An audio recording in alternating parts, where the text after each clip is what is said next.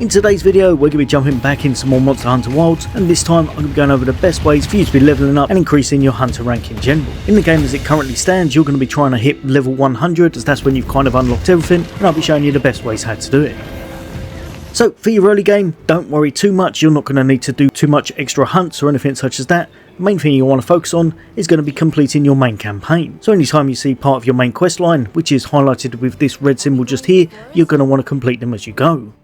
However, along the way, you're also going to want to make sure you're doing your optional quests, as not only are these really good for unlocking quite a few things along the way, they're also going to give you a whole bunch of extra XP.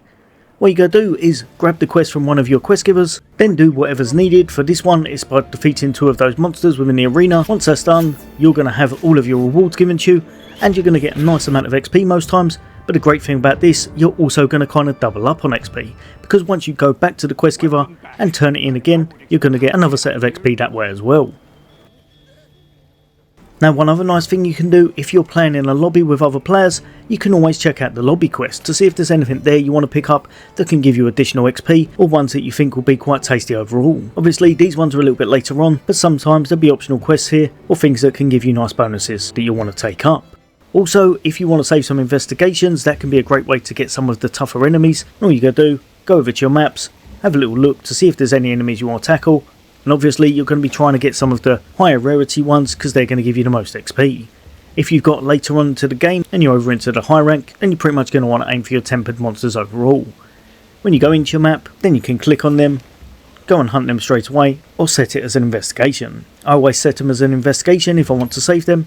and then whenever you head over to Elma, you can check out which ones you've got saved, tackle them on your own, or do them with friends in a party later on. Now, one quick tip that's going to be very obvious to the veteran players, but it may well be worth noting for new players, is that you should always make sure you've got a food buff on whenever you're going out hunting. That will allow you to not take any one-shots from those tougher enemies, and as well as that, try and make sure you take some mega armor skin with you, as well as some mega demon drugs. This is going to help you with a long duration buff that gives you a nice amount of damage and survivability. And finally, always make sure you're topped up on your trank bombs and of course traps, as this will just make your hunts much faster, allowing you to pretty much skip that last fighting phase with a monster, and the faster the hunts are, the more XP you'll be accruing per hour, making things a whole bunch easier as well as faster to level up your hunter rank.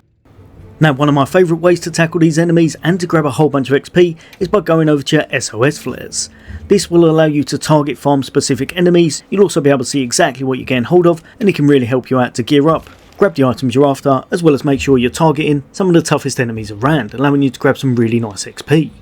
Or if you did want to, you could quite easily dull it down a little bit with difficulty and go over to your optional quests.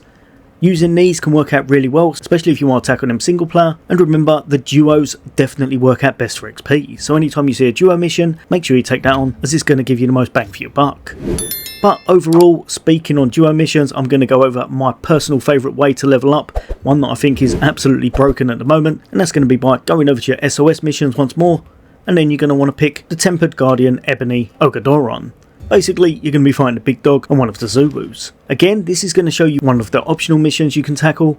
but this time, because you're going to be doing it in a group, you can either split up, go and tackle them between 2 parties and get it done very fast, or depending on how long's actually left on the timer of the mission, sometimes this can be completed ridiculously fast. Now, I'm not saying to do this, but in general, the later the timer is, for example, if it was over the 10-minute mark, usually these missions are only going to last a couple of minutes because a lot of the hard work's already been done, especially if there's multiple hunters in here already. So if you didn't want to complete a whole mission on your own, you could jump in at any stage, and just remember, the later the timer is, the probably easier it's going to be overall to complete the mission in a very timely fashion. When I tested this out, I found myself completing this mission anywhere between 40 seconds to kind of 4 or 5 minutes was about an average, and for the XP you're grabbing, it works out absolutely amazing. Testing myself this on one day, I managed to grab well over 40 hunter ranks, and funnily enough, it's actually the quest that I managed to hit hunter rank 100 with as well.